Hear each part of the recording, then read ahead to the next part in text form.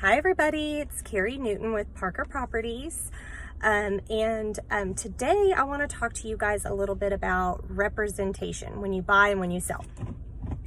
So most people know that there is a listing agent. That means the person who is representing the seller in the sale of their property. But did you know that there are buyer's agents? The buyer's agent represents the buyer in the purchase of a property. Well, all too many times, I hear from buyers or I hear from people, well, we just called the name on the sign. They have, he or she helped us to purchase the property. We just, we dropped by, saw the name on the sign. That's fine. If that's what you want to do as a buyer, if you want to use the listing agent to represent you as well, you totally can in the state of Texas. So we allow what's called intermediary in the state of Texas, and that means that one agent can be appointed to represent both sides, both the buyer and the seller.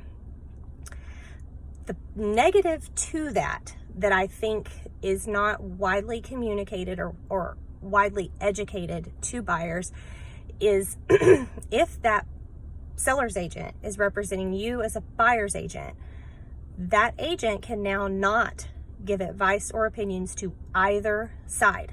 They cannot give advice or opinions to the seller. They cannot give advice or opinions to you as the buyer. They're intermediary. They're in the middle. They are representing both of you at the same time. So if you have questions and it's your first time buying a house and you don't know what you're doing and you're confused, what should I do? Should I ask the seller this? Should I ask the seller for that? That might not be the best choice for you to call the name on the sign. You might want to have that person in your corner, that buyer's agent in your corner, who can give you advice and opinions. So like I said, these videos are for educational purposes only.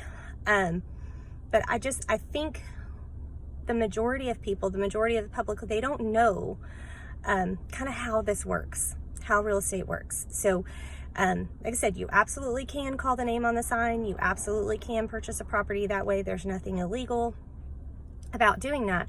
But if you want that person to be able to give you advice, to be able to give you opinions, to be on your side and in your corner, as a buyer, you need to hire a buyer's agent, okay?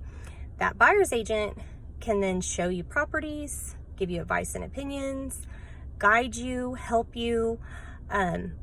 They're 100% in your corner. And as a buyer's agent, the buyer's agent is paid by the seller in a commission that is already negotiated inside of their listing agreement.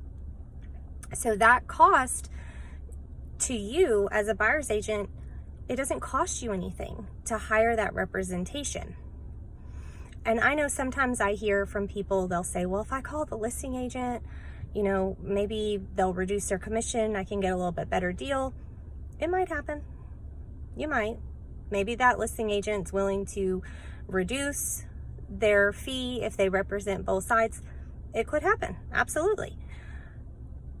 But what is that ultimately going to cost you if you aren't fully represented and you can't ask someone for advice and opinions? It might be more than it's worth, So anyway, pro tip, you can hire a buyer's agent. And if you're looking for a buyer's agent, I just happen to know one. I can help you to list or to buy a property. So if I can help with anything, give me a call.